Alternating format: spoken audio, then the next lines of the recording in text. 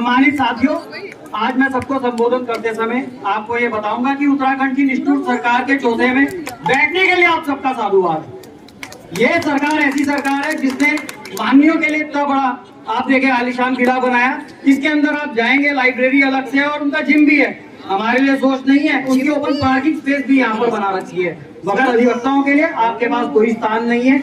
इस सरकार को अगर देखें, उत्तराखंड राज्य के 25 साल के निर्माण के बाद भी इस सरकार के पास हमारे लिए ना तो कोई दिशा है, ना ही हमारे लिए इनके संज्ञान में कोई चीज है कि हमारा कैसे इनको उत्थान करना है। हमारा उत्थान करना तो दूर, ये तो हमारा उत्थान करने के लिए तैयार हो गए हैं। यहाँ से जिस जगह में हम बैठे हैं वो जगह हमसे छीन के लिए विश्राम गृह बनाना है, कहीं कुछ बनाना है, कहीं कुछ बनाना है।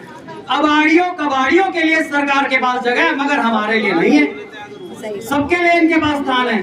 अब मैं आपके समक्ष एक चीज बताना चाहूंगा कि चूंकि आंदोलन जो है हमारा शुरू हो चुका है, ये आंदोलन अब अपनी दिशा और दशा स्वयं निर्धारित करेगा।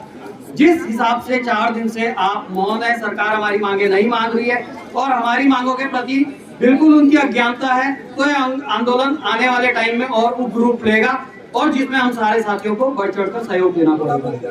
दूसरी मेरा सुझाव है अपनी बार एसोसिएशन के एग्जीक्यूटिव से कि आप जो है कलम बंद हड़ताल करें या रोज 2 बजे तक बैठ के उसके बाद जो प्रैक्टिस करने वाले अधिवक्ता हैं, जब हम कोर्ट में जाते हैं तो हमारे खिलाफ जो है एक्स पार्टी है इस तरीके से जो है हमारे को मिस वो कर दिया है वहां पर, तो उससे हमारे को थोड़ी दिक्कत परेशानी होती है 2 बजे के बाद यहाँ से वहां जाने के लिए।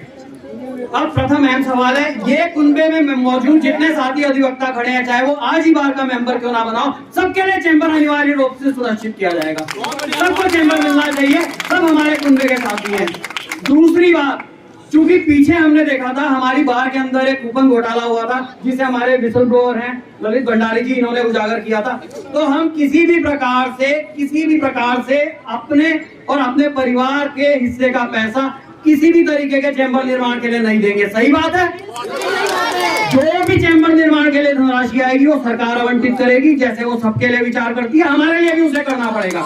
यदि सरकार के पास हमारे लिए ठेंगा है तो हम भी सरकार को ठेंगा देंगे। दूसरी बात, सरकार ने इन माननीयों के लिए इतना बढ़िया आलीशान कार्यालय बनाया वातावरण, उसके बाद इनके स्टाफ के लिए कार्यालय है, जो पुलिस आती है पैरोकारी में उसके लिए कार्यालय है। इन सबकी रिहाइश का भी इंतजाम सरकार ने किया है। इन सब की बीमा भी सरकार द्वारा कराया गया, स्वास्थ्य बीमा। तो हम कहाँ जाएंगे? हम भी तो इसी व्यवसाय की प्रक्रिया का एक अहम हिस्सा है। हम न्याय के प्रहरी हैं। हमसे आप उम्मीद करो कि हम 24 घंटे 365 दिन काम करें और ड्यूटी मजिस्ट्रेट जब वो छुट्टी वाले दिन वहां भी हम खड़े हो। हमारे लिए आपके पास क्या सुविधा है? आपके पास हमारे लिए सिर्फ एक खुला